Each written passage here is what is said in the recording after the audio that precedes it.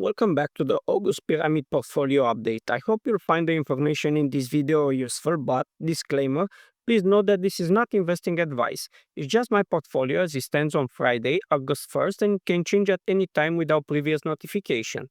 Following an investment strategy without doing the work yourself is almost guaranteed to result in losses. So please be careful since it's your responsibility to do your own research before investing. At the end of the video, in the bonus section, I will be sharing some of my rules and tips for investing. This is part 3, so if you haven't done so already, please check out parts 1 and 2 in the links from the pinned comment. But that is for later.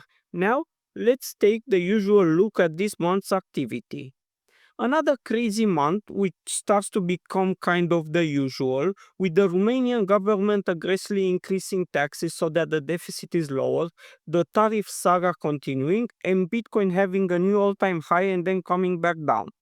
As usual, I did not sell anything this month, and in terms of buying, I rebalanced a little bit, so I bought some more Romanian Fidelis bonds. This is a bet that the Romanian deficit will be reduced, or at least be on the way to be reduced, and thus there will be no downgrade to the country's investment grade. Since I'll have a few maturities expiring later this year, I added a little bit more for cash flow. I also got my Kraken bonus from the purchase I did last month of Bitcoin and earned a few altcoins from Binance and the Revolut Learn and Earn programs. In terms of cash flow, dividend season continued but lost some steam unfortunately, and I only got the S&P 500 second quarter dividend and from the Romanian companies Transgaz and Romgaz. That being said, the portfolio as of August 1st, 2025 is largely unchanged and looking like this. Please pause the video if you want to analyze each investment in detail. There were no significant movements in my portfolio except for crypto, which kind of saved the month, the quarter, and the year so far.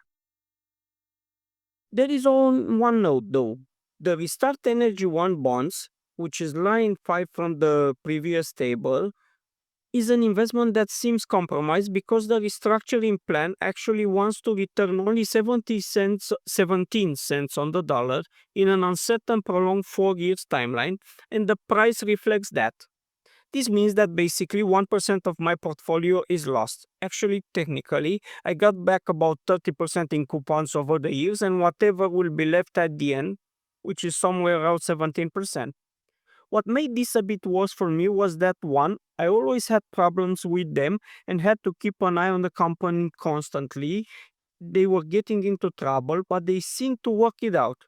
Finding a new line of business with the rooftop solar, getting more financing, etc. That until, of course, they didn't. And two, I actually bought a little more after the announcement since they played it cool like it's just a temporary problem due to NRA not paying the subsidies on time, which wasn't so. Not a great outcome, but one that I learned a lot from, hopefully. And the main lesson is if there is a problem, it's okay. But if there are two, three problems, then it's very likely that there will be more and bigger problems.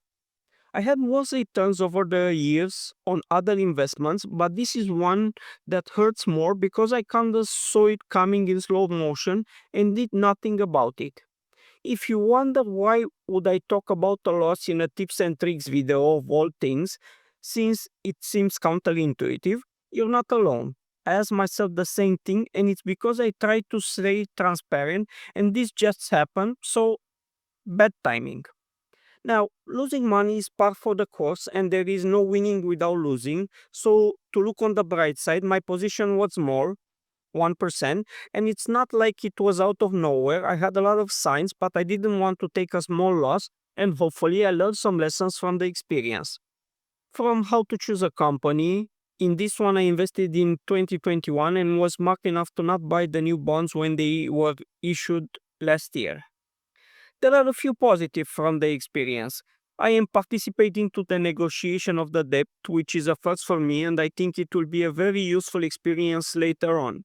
Now, this is a positive in the see the glass half empty, half full kind of way. Like the glass is fully empty, there is no water to drink, but at least the glass is clean. Some of the lessons learned and new rules added in the Investing Rules PDF, by the way, the link is in the description, are: we maintain a separate mental model for each of our stocks, and we want to close every future sell transaction only with a gain. Instead of looking at the overall portfolio performance, we try to gain from every single stock. This narrow framing is known as the disposition effect, and it results in selling winners and holding losers. The next thing is that companies that make one mistake, two mistakes, three mistakes are more likely to make more and bigger mistakes in the future. And last but not least, do not invest without a thorough analysis. And if you wouldn't reinvest right now, then take a 10-20% loss if you can exit the position. That being said, not even this blunder could hurt an otherwise excellent month. The current pyramid allocation portfolio looks something like this. Overall, the portfolio was up 2.78% for the month and is roughly 3% up year to date, plus my living expenses. Before going to the next section, if you are interested in the subject, please leave a like and subscribe to the channel. It really helps bringing this completely free information to more and more people. As mentioned at the beginning, in today's bonus section, we will talk about some tips and tricks that I use when investing. There are also two more videos with tips and tricks, links in the pinned comment, so if you like this one, I recommend you watch them as well. You might find some useful ideas. The first rule of today, and number 7 overall, is dollar cost average over a long period of time. All this pot gold is advice, but it works for people that have patience. Timing the market versus timing the market.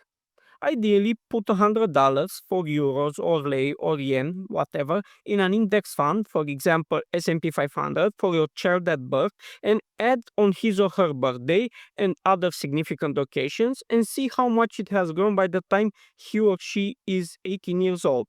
You can do this in a separate portfolio and see how it does against the one that you actively manage. The next rule comes from none other than billionaire investor Stanley Druckenmiller, George Soros' ex-partner, and helps you be more agile and push the trigger faster, getting over paralysis by analysis. Rule number 8 is invest and then investigate. While you will sometimes make bad purchases, overall it will help your investment strategy because the amount should be small. Remember the watch list method, but gives you an extra incentive to study and understand the asset in more depth than studying from afar.